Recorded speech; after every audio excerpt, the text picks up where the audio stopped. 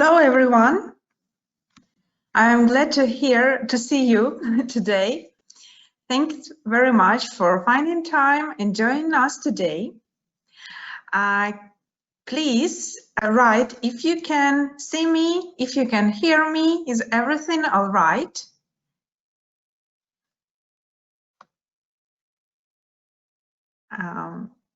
We have the chat, which is the little question mark at the right of your screen. Some of you have already writing. All right, you hear me? Great, thanks very much.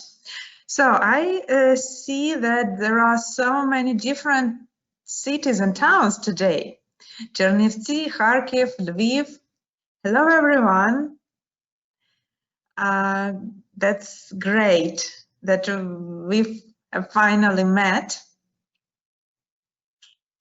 I was looking forward to having this webinar today just because I really would like to share from my experience what have I done in order to plan great lessons. Sumy region, Sumy, Lviv again, Moldova. Hello. So today we even have the international webinar. Nice. So for those who are for the first time with us, this is the platform where you can ask the questions. I can see your questions, I can answer them, but unfortunately you can't see the chat. So what you are writing, these messages, they come to me, but unfortunately it's not like the real chat. And I see so many different towns are joining us, like Kropivnitsky, Zaporizhia,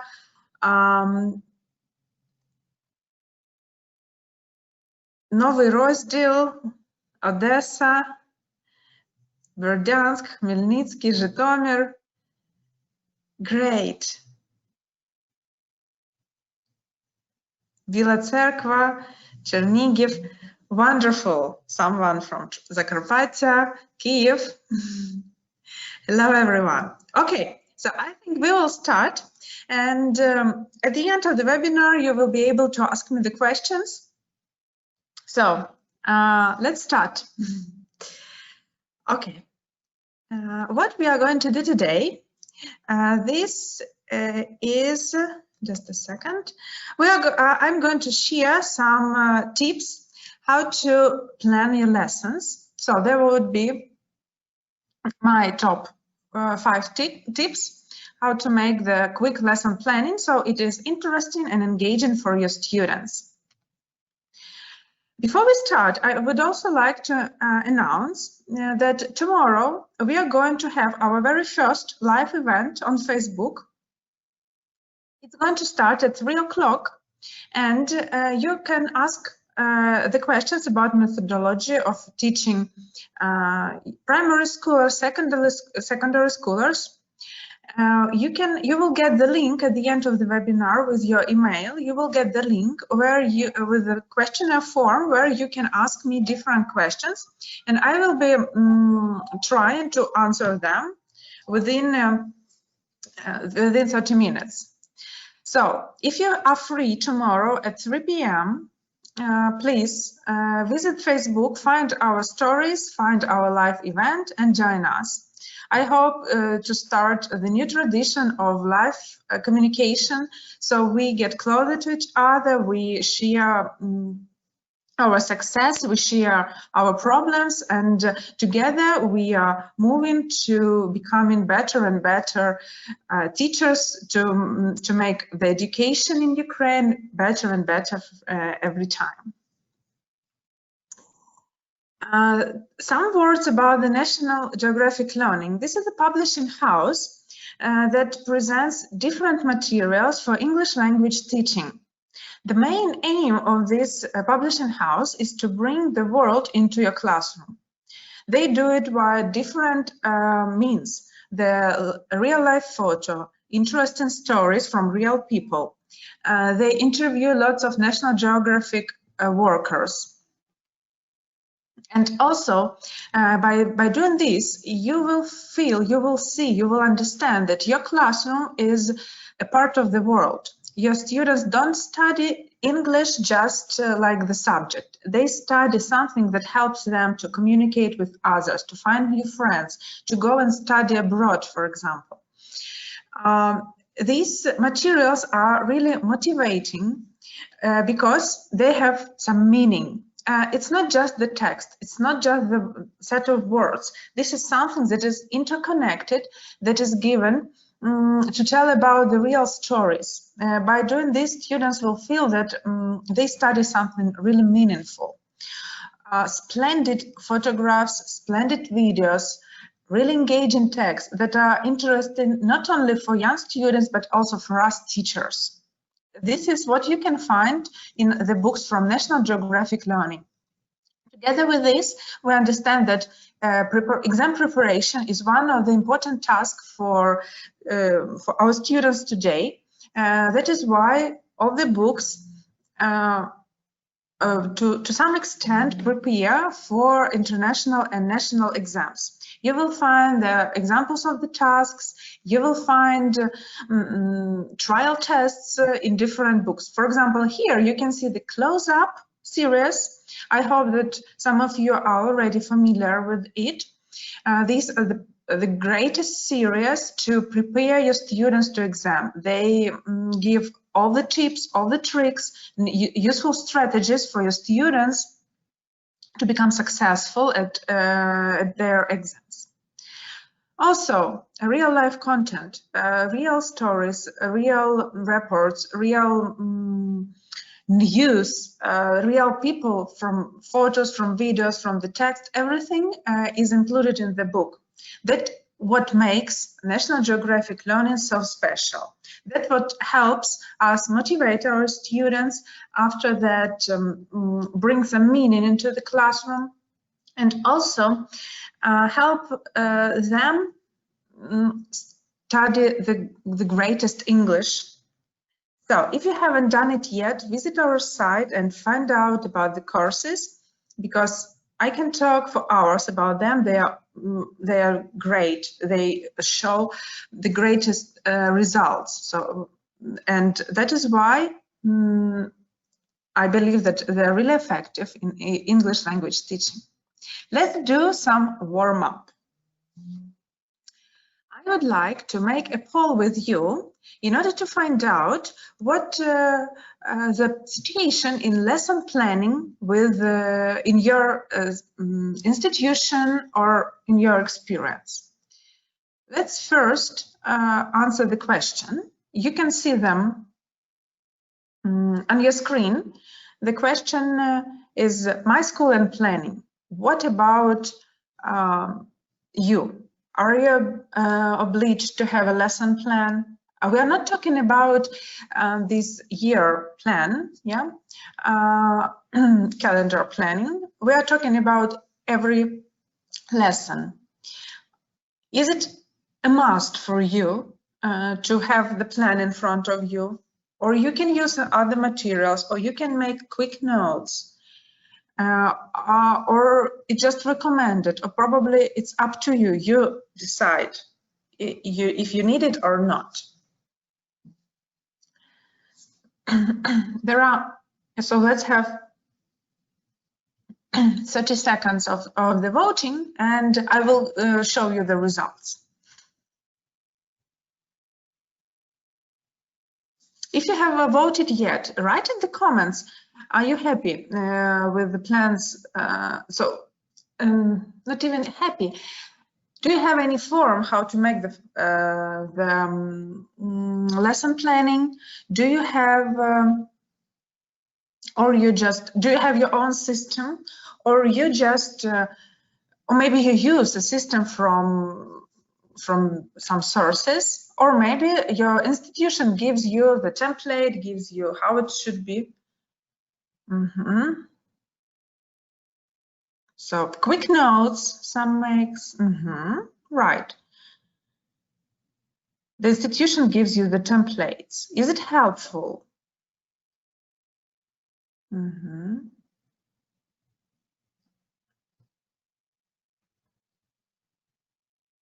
All right, so I'm going to show you the results, and it's up to the teacher. I prefer planning every lesson to use every minute of it. Very profound approach, I guess, and very effective. Yeah, subject, objectives, procedure, so that is what you need to write. All right, so I'm going to close the poll. And now to share with you. So as you can see, the answers, we have one of the most popular answer that it's a must. Yeah, so you have to do it. But also there are some teachers who decide, right? So it's very, the answers differ. But I believe that if you come here today, it means that you're interested in this topic. Either it's an obligation or is your desire. You, I hope that you today will find something which is important, which is useful for you. All right, let's now talk about how you plan the lessons, actually. Now, not from general, not about the general things, but about some personal things. What about your lesson plan? So you open the book, you see that, okay, there are 6 exercises, and today we are going to cover 4 of them. For example, we will do 1, 2, maybe we can skip number 3 and then move to 4, something like that. Or you can make small notes on your in your notebook or on your phone, probably. Or do you do these detailed plans when you write the timing, when you write the procedure, when you write the interaction between your students?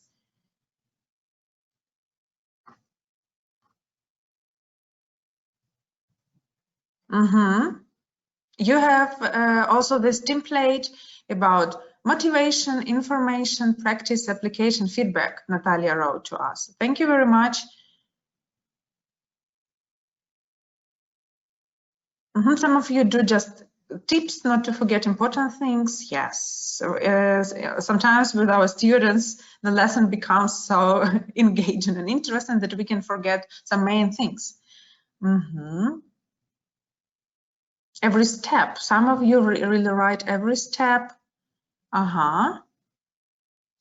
Okay.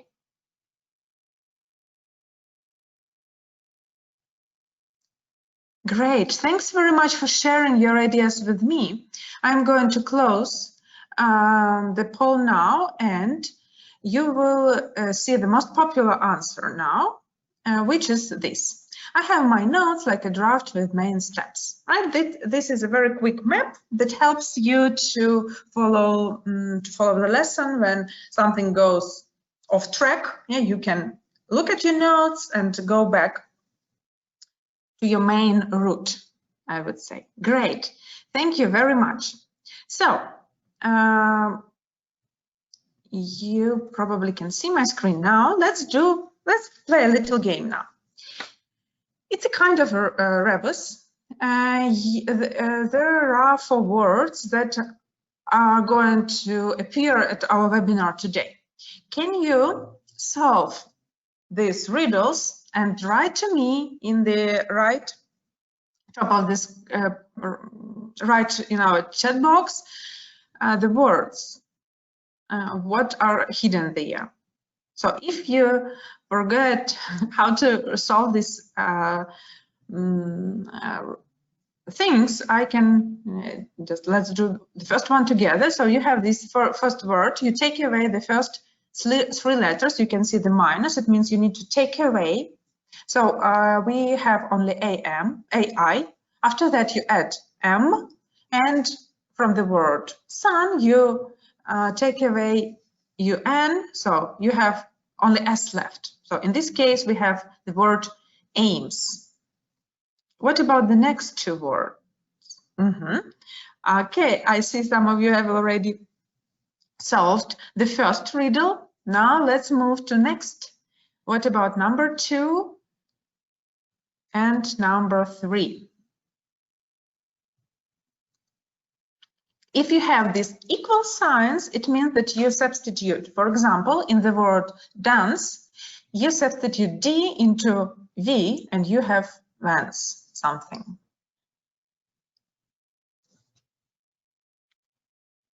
Great. I've seen that lots of you have already solved it. Great. So now I'm going to share the answers with you. So the 4 words are aims, relevance, and connection. These are 3 things that I'm going to talk to you about today. So the first one, aims. I suggest when you plan the lesson, you start from your aim. The aim will help you understand where you're going to go. And if you have this final aim clear, you will understand what steps you need to do in order to achieve it, to make the lesson efficient, not to go to some other direction, not to waste time on some not so necessary at this point exercises.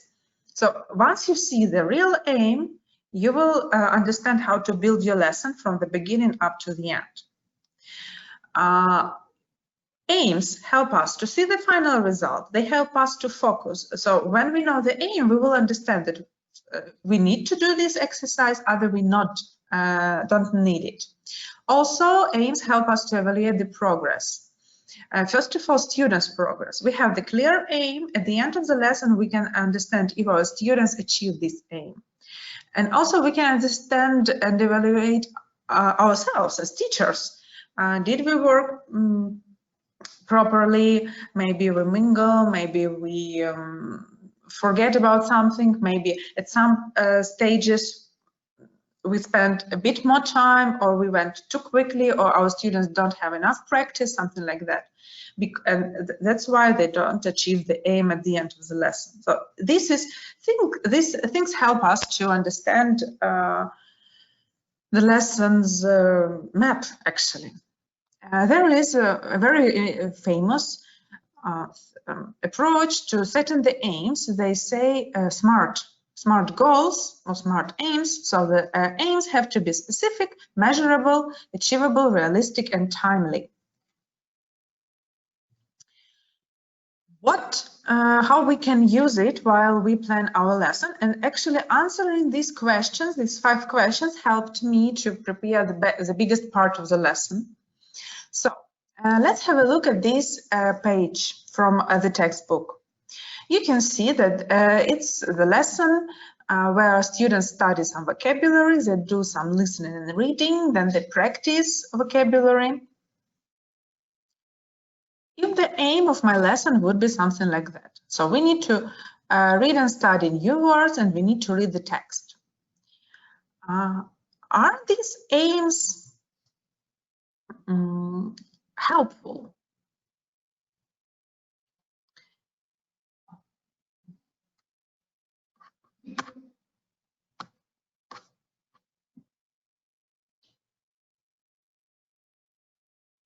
To my mind, setting aims like this, that is a not very good approach, just because if you remember the first letter S, they are not specific.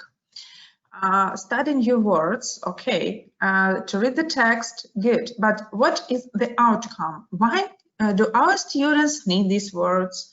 Why do we need to read the text together, right?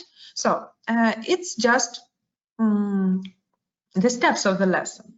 But what if we look at the final destination of the lesson first, and we will understand that the main aim of this lesson is to discuss kite competitions. So now my lesson becomes more clear for me. I understand that at the end, my students need to be able to discuss kite competitions. So they need to be able to do some some sentences, to make some sentences, or maybe to ask questions if it's about the discussion, right? After that, I put these smart words. So the first S is specific. I know that in order to complete the aim, my students need to study words to talk about kite competitions. I can see these words on their book page, and I need to understand if it's enough, or maybe they need to add some more words, right? After that, measurable. Yeah, so I will understand that I can measure if they can read the dialogue and check understanding. So if they can understand this dialogue, it means that they know the procedure how to discuss kite competitions, right? They have read the sample and they understand it, which is important. Achievable. It's taken from the book from the 3rd grade. So I decided that for my students, it would be great if they can make 3 own sentences about the competition, not about the text, but about their own, for example, kite competition, right? After that, realistic. Yeah, we all need to be realistic. We all want our students to be the best students in the world, but sometimes we just forget that they are human beings. They need more time on studying the words. They need more time on practice, or maybe there won't be so much time to prepare this great project. That's why I need to remember that, first of all, we need to have lots of practice of the vocabulary. And after that, I need a clear example what I want them to produce. Especially with primary students, it's very important to prepare this example, this model. They can use it and make their own speeches. For lower level students, it would be great support. For higher level students, it would be a challenge to make something more interesting than a teacher, for example, or something really unique. But if they have this background, they will be able to give you the outcome that you expect. And timely. I can have a look and understand that I need 5 minutes to present the vocabulary. I need 20 minutes to work with the text. I need 15 minutes to do the production. What about the production? The book is taken, the page is taken from the book Wonderful World, which has wonderful lesson plan for the teacher with these step-by-step explanations. And they have very interesting thing like extra activity, which means if you see this extra activity, it means that these are just some task that can be a production for your lesson, something the students need to do for their own. So here is very good idea. The students need to draw the kite, color them, and hang on the wall. So in this way, you are going to have this kite competition, and your students then need to make the sentences in order to discuss this kite competition. Yeah. They can use phrases from the dialogue, they can use the words from the lesson, like surprised, like the winner. I think the winner is Masha because her kite is the most beautiful. Or I am surprised that Kolya made this octopus kite, for example. Yeah, something like that. So they use it the words in order to discuss the competition. So you see, only by making the main aim and then analyzing it from 5 steps, we have almost all the lessons. So we have the book page, we have our thoughts about how we can achieve this aim, and we can move on. The next word was relevance. Once my aim is set, once I have this plan in my head, I need to probably put my students' shoes on and think about the following questions. Is it interesting to my students? Not for all students, yeah, but for this specific group. You can have this the same age groups, and they all will have their own interests and preferences. So for one of them, discussing the text about kites would be interesting. Another group will decide that, okay, it's not interesting, we don't play kites, we like sport, or we like video games or something like that. In this way, you understand that you need to, for example, to make the final activity a bit different, not to talk about kite competition, but to talk about games competition. So they need to create their PlayStation game, for example. Does it have connection to the real life? The National Geographic Learning brings this idea that we need to make the connections with real life, like when we talk about all the world and with the life of our students. Will they need this language? Will they need these skills in their life? If we are talking about to study the words, to read the text, will it be helpful for them? Does it have any connection to the real life? I don't think so, right? I think that if we talk about when they need to discuss some competition, it makes the connection, because children often play games, they take part in different competitions. Some of them could be sportsmen, some of them are great players, some of them can be dancers, right? So they can discuss it. And they will need this question, this knowledge. You can also ask them about what competitions do you take part in, right? And from that point, you can make a lesson. Is it challenging enough? It's another question. From my experience, I think that you will agree with me that if the lesson is too easy for students, it's sometimes even worse if the lesson is too difficult for the students. They can get bored, they lose their motivation, for them, nothing happened to the lesson. It was just the waste of the time. But of course, if it's too difficult again, they can get unmotivated because they don't achieve any goal. So think, will it be okay for them to understand the text? Will they need any support? Will you need any words to pre-teach to them? Will they understand how to do the tasks, or you need to do the task together? Can they do it on their own or as a class? How can you help them to make these kites faster, for example? So these are the 3 questions that you need to ask yourself. So first you put your SMART goals, yeah, specific, measurable. A goes for, let me remind myself, achievable, realistic, timely. After that, you look at your plan, you look at your aim, at your notes, and you understand, ask yourself these 3 questions. When I worked at school several years ago, I even have these questions on my note, in my notebook, sticked in my notebook. So every time, every evening while lesson planning, I go back there and I ask myself these questions, because for sometimes we are very busy, sometimes we are lack of time, we can forget about this, but if you have a small reminder in front of your eyes, it can help you to make the most of your lesson planning.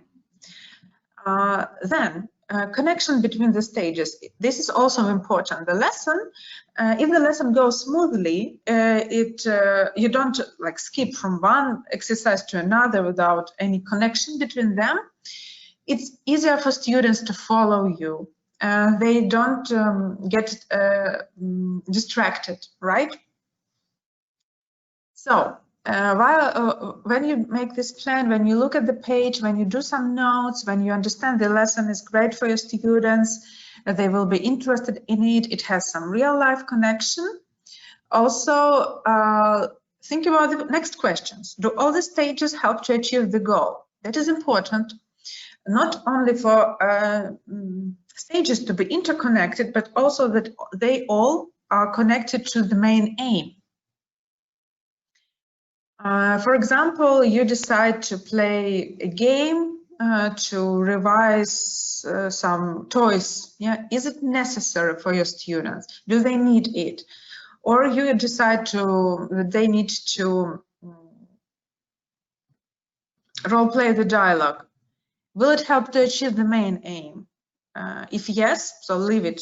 If not, maybe you don't want them to produce a dialogue, you want them to use the words on their own, in their own sentences. In this case, skip this, move on, and give them some practice on making their own sentences.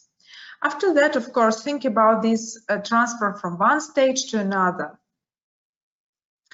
If to look at this page, I can see that first exercise is listen and repeat the words. I suggest we first study some words with flashcards or maybe with the pictures or something like that. You can prepare different games. After that, to make students to transfer to reading the text, ask them to find these new words in the text. Or maybe to read the sentences with these words and check the understanding, right? So in this case, first you support them. Second, you explain why you have just studied the words or why you need the reading, right? We have new words. They help us to understand the text better. Let's practice a bit. And after that, they are ready to listen and to read the dialogue. As for number 3, I think that there is a great connection, right? You have read the text. Now you can choose the correct option. That's perfect.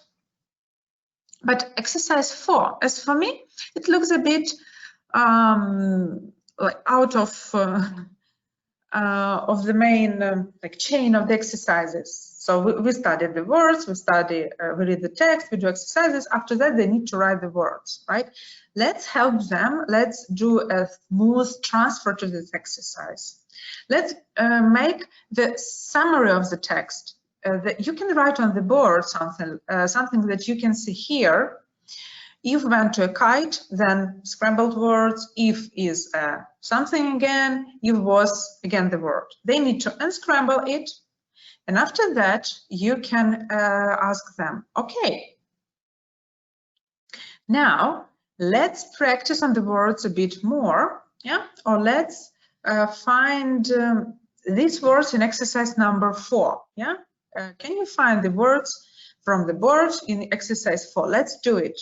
In this case, they will, for them it will be easier to switch to the new task, because here we practice different skills different from reading skills, right?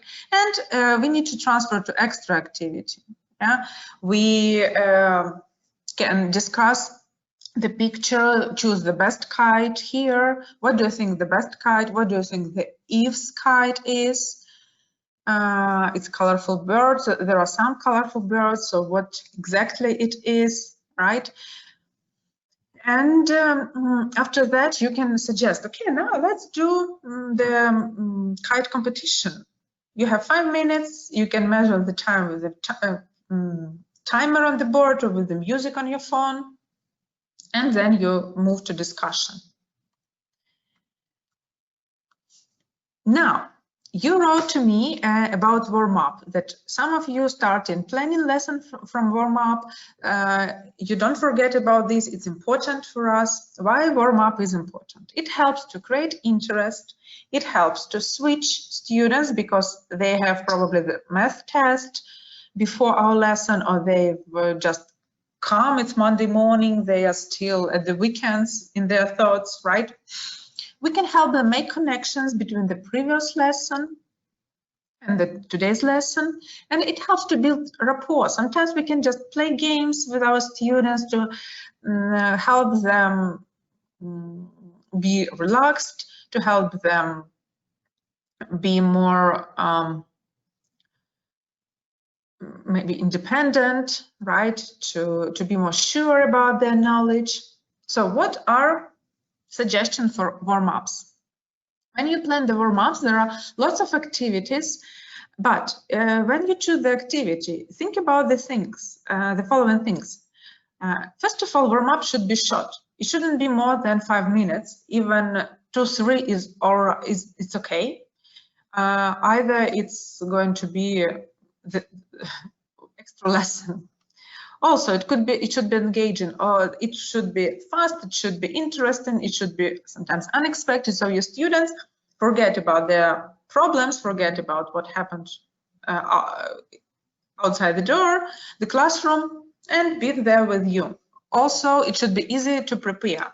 We have lots of work together with lesson planning, with evaluation of students' work, with all these documents, right? For us, sometimes we would like to spend more time on preparation, but sometimes, of course, we want to save our time. So when you choose the exercise for warm-up, think about if all the efforts that you put in there equals to the result that you will get. What you can do, again, I will repeat, you can surprise your students, you can do some riddles with them to help them develop their thinking skills, or you just can activate students' knowledge from the previous lesson and move to the next. Right? How you can surprise students? Bring them interesting pictures. So what do you think it is? What do you think? Could it be a winner of the competition? Yeah, or something like that. Where do you think it is? Something like that. Yeah. Some teachers can be more creative. They can come in the class with an interesting hat, or you can hide something behind you for your students to guess, or this feely bag when they need to, without seeing, touch something in your bag and then decide what it is. So very quickly, in this case, we spend like 1-2 minutes on the warm-up and then quickly go to the lesson. Then you can do some riddles. Yeah, for example, the easiest riddle to prepare is to write this line of the words connected to the topic, and your students need to find all the words. They can do it in teams, they can do it on their own. By the way, what words have you found here?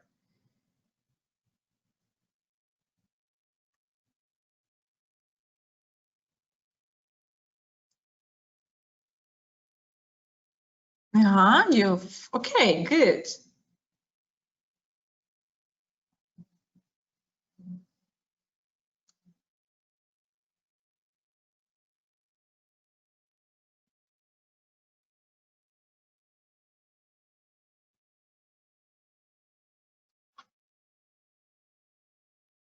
Thank you. So we have done this. So the words are ball, game, walk, and beach.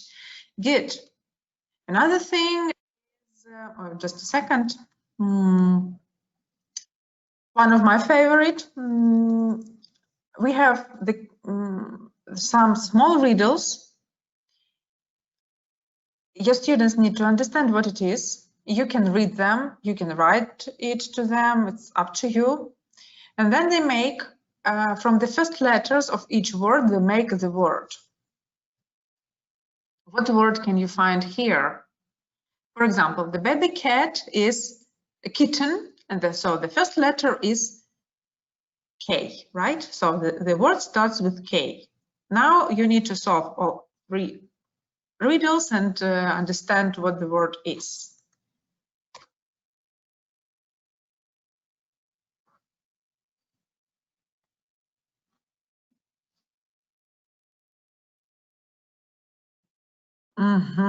All right. Okay. I almost see the answers.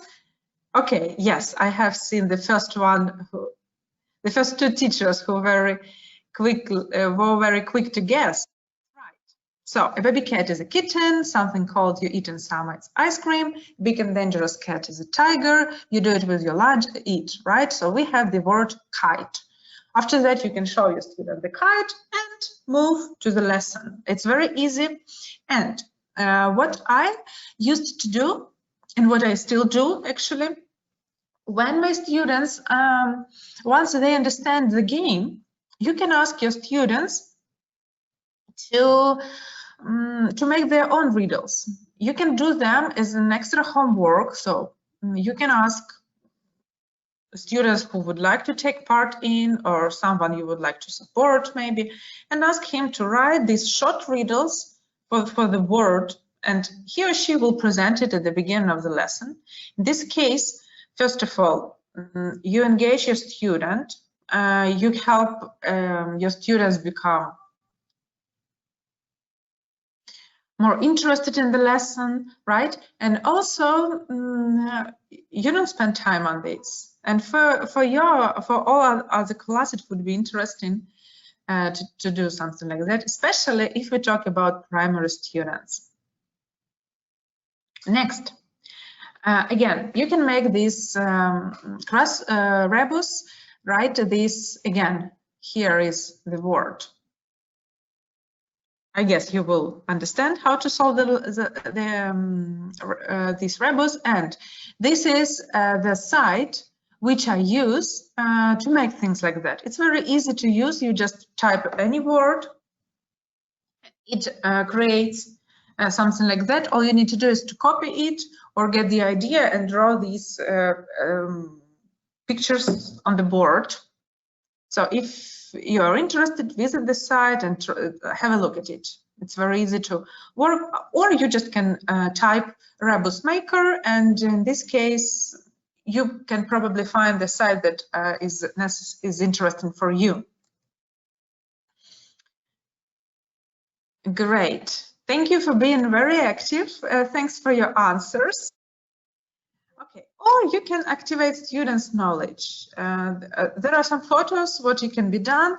And the first photo, it's drawing game when two teams have to guess what is drawn there, who they compete who's faster.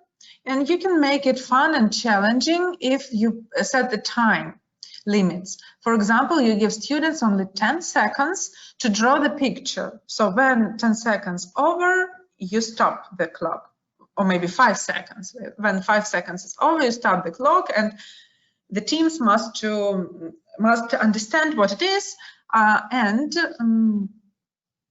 it helps you to control the time. The second one, again, this racing, board racing, when your students come to the board, they need to, for example, to revise what happened to the last lesson and to write something, to make comparisons, to write the second form of the verb, to write words on the topic. Maybe a topic 3 times. So let's compete which team knows more words. Again, it's fun, it's easy to organize, and you don't spend so much time on this preparation. By the way, here is one more tip about activating students' knowledge. I study German, so I visit online courses. There is a group, and today I saw a very interesting thing. We have our group in Telegram, where we have the links, where we have the homework, we can communicate with the teacher. Maybe you have the same groups with your students on Telegram, on Facebook, in Viber, anywhere. What our teacher did today, she prepared quick quizzes. It's very easy to organize there on Telegram. You just write the word and just give 2 options. In this way, we revised irregular verbs. So our lesson is in 3 hours only, but we have already done this.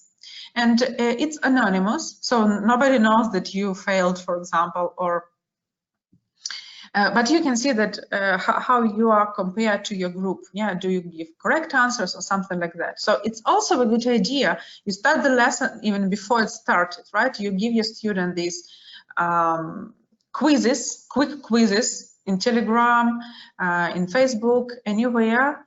And when they come to the lesson, you share with them these great results. So you know that the most popular word from you was, for example, do. Everyone gave the correct answer that it has 3 forms: do, did, done, right?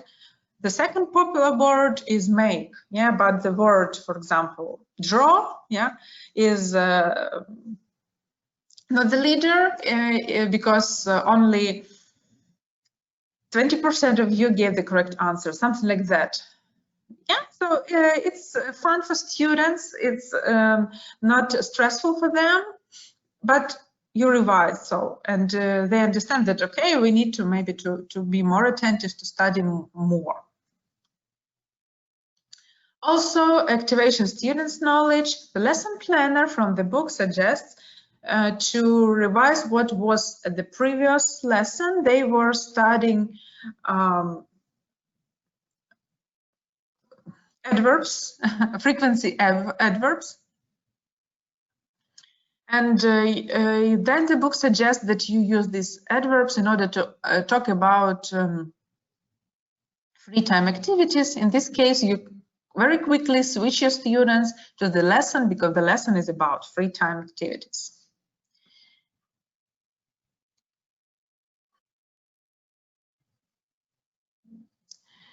Okay, some of you wrote your ideas.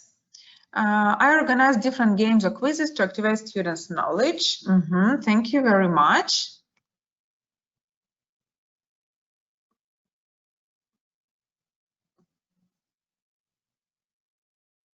Some of you wrote that it's great to revise.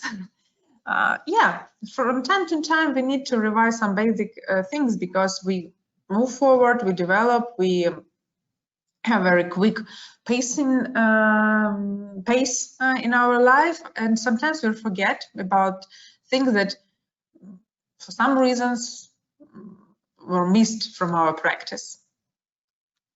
Okay, let's move on. So let's sum up a bit. When we make the lesson plan, we need to think about the aims. We need to understand if the lesson is relevant. And we need to make the connections between the lessons, between the lesson stages. And of course, we think about the warm-up, how we need to start the lesson, and probably how we finish the lesson. My case, this is one more thing that I would like to. Some of you, okay, I'm very sorry, just some comments from you. I think that, again, to add to our ideas, quizzes. So you organize quizzes, and in this case, you check your students' knowledge, you help them. You can use different online tools to prepare quizzes. You can do anything. You can do it on the board, you can do it on pieces of paper, right? So quizzes are very easy way to refresh students' knowledge, to get them concentrated, and to help them check how they are good with the material. So in my case, I would like to share with you. It happened with one of my groups that my students, they became a bit demotivated. It was not, they were not the stronger group, and they understood that. That's why we worked a bit slower with them, rather with the second group, or rather with another children in the school. And it happened that I feel that they started to lose their motivation. They are not interested. And the problems was mainly with the behavior. So what happened? We decided. I liked to talk with my students. So when there was a problem, I tried to ask them to have a little conversation, because I can see it from one thing, but the reason could be different. It could be not the poor results, but probably some another stuff. But at that case, it was like that, and we decided that we will have a new routine in at our lessons. So what I did, we had the book. I prepared the quick notes, for example, to study the words, like I showed you, to do exercise 1, to read the text and something like that. And then my students, they were in the 6th grade, not the primary, a bit like secondary students anyway.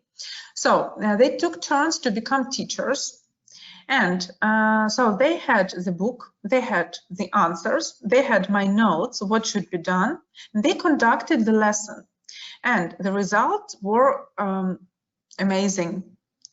Of course, the experiment didn't last for too long, but from time to time we come back to that. So the student, he became the teacher, or she became the teacher, and they became really serious, because for them it was something new. They understood all the importance of their job, and they helped, and they taught the lesson actually. So all the others were working. They treated the student like a real teacher, and my job was to work inside the classroom. So I had more time to observe the students who have some problems, who need extra support, who don't understand something. So while my helper was in front of the board explaining the task, checking the task, I could manage all these disruptive students, all these weaker students, and the lessons were really great. For some of them, it's a great thing because they are leaders, and for them it's very easy to be the teachers. For some of them, not so much, but once they have these little notes from you, they know what to do. Of course, it's not a good idea to start the year from this, because it works when students get used to your routine, when they know how everything should be done, how to work with pairs, for example, how to check the words, how to check the homework, for example, and they will just copy you and do it. It helped, and after that they had a bit better results. They were more active, more interested in English lessons. Of course, after 3 lessons like that, the first lesson was not a success. So 3 is like the magic number. The first lesson, you just get used to it. The second lesson, you work with it. The third lesson, you are great with it. And the first lesson is like nothing new, right? So we went back to our routine, but from time to time, we still do it. And we even have the plan, which student will be the teacher at which day. So in my case, it helped me a lot. To save my time, to manage the students, and to help students believe in themselves. The examples today were taken from the book Wonderful World, which is the book for primary students starting from the 1st up to the 6th grade. The book has a permission from Ministry of Education. It has student book, workbook, and grammar book for students, and great lesson planner for teachers. All the components are on online zone. The book is about our world. It helps us find out about different cultures, about different interesting people, and it helps to develop all the skills. So the book is great for specialized schools who have 3 or more lessons of English every day. You will see that all the skills are developed equally, either it's writing, speaking, listening, reading. grammar and vocabulary is presented in a very clear way, and your students get lots of opportunities to practice the language. As I said, the resources are online. You don't need to use CDs or DVDs. You just use everything from the platform. There are tests, there are extra materials, word lists, pacing guides, which can help you understand what should be covered within a lesson. So it's great support for your planning. Also, the lesson planner is also online. So once you have the lesson planner, your paper lesson planner, you have an access. You can download it from PDF and you can prepare for your lessons and you don't need to bring the book with you at home, for example, or at school. Also, if you have the smart board or you teach online, there is interactive whiteboard, which is called IWB, where all the pages from the workbook, from grammar book, and from student book are there. For student book, there are interactive activities. All audios and videos are included, so you don't need to open any other tabs, any other windows. You just need to open the program and work. It can be installed on the on several desktops. So one school or one institution needs only one interactive whiteboard, and in this case you can support all the teachers. It's great for online work because you can share your screen, and also it makes your real-life lessons more engaging because you share your screen, you can set the time, you can cover something, you can erase, you can write there, you open and check the exercise, you can do exercises on the board. In this case, the students are more interested in what is happening. So if you have this opportunity, that's a great idea to make the lessons more engaging and convenient for you. Now let's move to some questions. I guess we have some time, like 1 minute. So I would be grateful if you ask me some questions. Also, I have some announcements for you. Thank you very much for the kind words that you've written to me. It's great that I helped you to remember about something that you have forgotten. That's great that you found some good ideas from this webinar. I really hope that you will get this picture more clear, how to prepare for the lessons quickly and efficiently.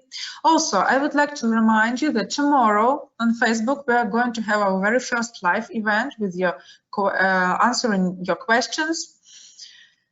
You will get the link to the questionnaire where you can leave your questions, and join us at 3 o'clock at 3 p.m. We'll discuss. Also, September 17, next Thursday, is the day when you're going to have the great webinar with a wonderful speaker from National Geographic Learning, Alex Warren. He's going to tell us how to teach grammar effectively and interesting for our students. That's why, again, in the follow-up letter, you will get the link, so register and get inspired with this wonderful speaker. There are some words that will help you revise. Okay, now, what is the difference between aims and objectives in the planning? What I was talking about here is these are the synonyms. You can have the main aim, and then you have some additional aims. So objectives could be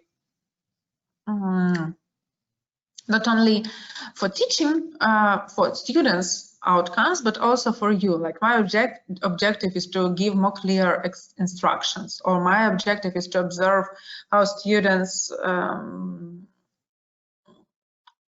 are ready for the test or something like that. But I don't think that there is a difference in these two terms. Is there a whiteboard for close-up second edition? Yes, there is. You can contact your manager in Linguist company and find out details how to get it. Again, thank you very much for very useful words, for very useful, very kind words. And the one way you can finish your lesson is just to write some words from the lesson, from the session, and ask your students, okay, what you remember about that. That is a great way. It works all the time and it helps to activate students' knowledge. So have a look at these words and try to remember what we were talking today about. How can I get the certificate? The certificates are going to be sent within several days. So they are sent automatically, and you need to check your spam, you need to check junk mail probably if you don't get them. Anyway, it will take some time, but every participant is going to get the certificate.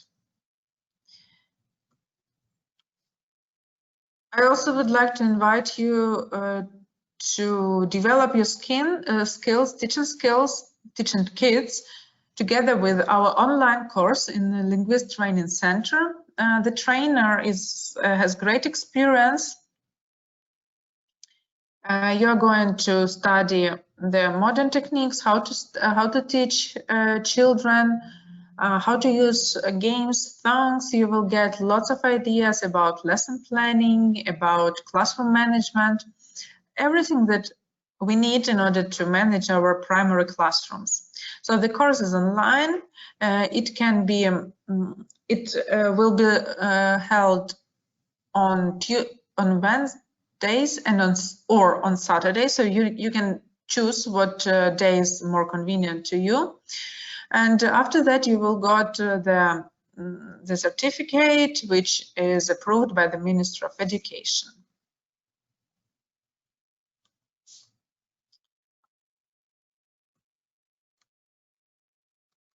These are my contact details. If you are interested in the books, if you would like to leave your comments, if you would like to invite me to have the seminar or to find out more about the National Geographic Learning, please do not hesitate, contact me. I'll be happy to be in contact with you. Also, I'm open to all the feedback, so anything, for any questions,